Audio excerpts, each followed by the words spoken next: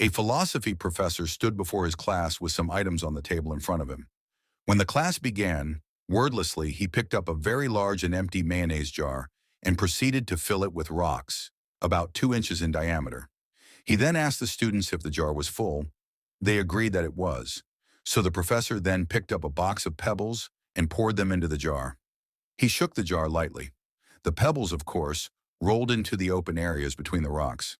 He then asked the students again if the jar was full. They agreed it was. The professor picked up a box of sand and poured it into the jar. Of course, the sand filled up the remaining open areas of the jar. He then asked once more if the jar was full. The students responded with a unanimous yes. Now, said the professor, I want you to recognize that this jar represents your life.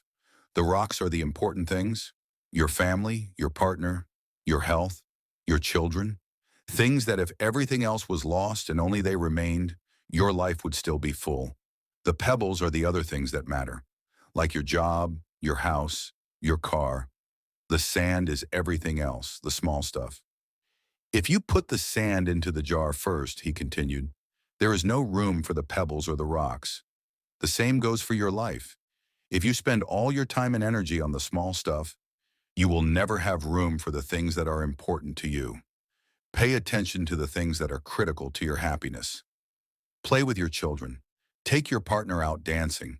There will always be time to go to work, clean the house, give a dinner party, or fix the disposal. Take care of the rocks first, the things that really matter. Set your priorities. The rest is just sand.